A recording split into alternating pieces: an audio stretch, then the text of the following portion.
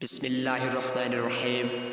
حضرت عبادہ بن صامت رضی اللہ تعالیٰ عنہ بیان کرتے ہیں، رسول اللہ صلی اللہ علیہ وآلہ وسلم نے جب کہ آپ کے صحابہ کرام کی ایک جماعت آپ کے ارد گرد تھی،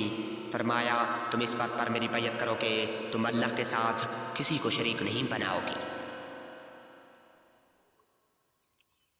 تم چوری کرو گے نہ زنا کرو گے، تم اپنی اولاد کو قتل کرو گے نہ اپنی طرف سے کسی پر بہتان لگاؤ گے، اور نہ معروف میں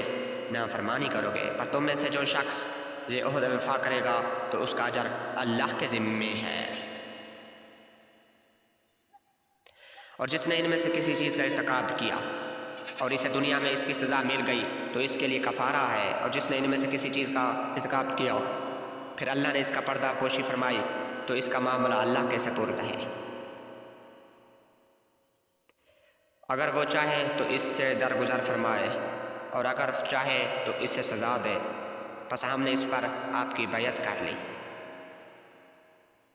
حضرت انس سے روایت ہے کہ نبی صلی اللہ علیہ وسلم سواری پر تھے جبکہ معاذ آپ کے پیچھے بیٹھے تھے۔ آپ نے فرمایا معاذ، انہوں نے عرض کیا اللہ کے رسول سعادت مندی کے ساتھ حاضر ہوں۔ آپ نے فرمایا معاذ، انہوں نے عرض کیا اللہ کے رسول سعادت مندی کے ساتھ حاضر ہوں۔ آپ نے فرمایا معاذ، انہوں نے عرض کیا اللہ کے رسول سعادت مندی کے ساتھ حاضر ہوں۔ 3 مرتبہ ایسے ہوا، پھر آپ نے فرمایا جو شخص صدق دل سے یہ گواہی دیتا ہے کہ اللہ کے سوا کوئی معبود نہیں، سعادت مندی کے ساتھ حاضر ہوں۔ 3 مرتبہ ایسے ہی ہوا، پھر آپ صلی اللہ علیہ وآلہ وسلم نے فرمایا جو شخص صدق دل سے یہ گواہی دیتا ہو کہ اللہ کے سوا کوئی معبود نہیں اور یہ کہ محمد صلی اللہ علیہ وسلم اللہ کے رسول ہیں، تو اللہ اس پر جہنم کی آگ حرام کر دیتا ہے۔ انہوں نے عرض کیا اللہ کے رسول، کیا میں اس کے متعلق لوگوں کو نہ بتا دوں تاکہ وہ خوش ہو جائیں؟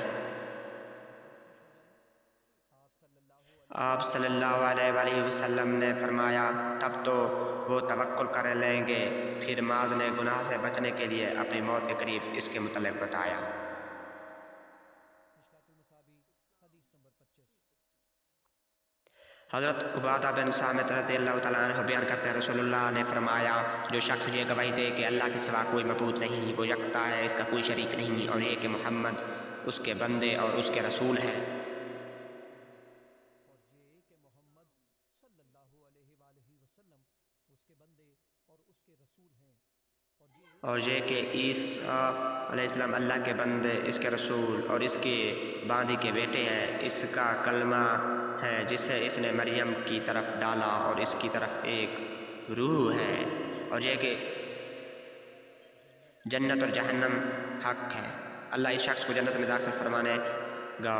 خواہ اس کے اعمال کیسے بھی ہوں۔ مشکوٰۃ المصابیح حدیث نمبر 27۔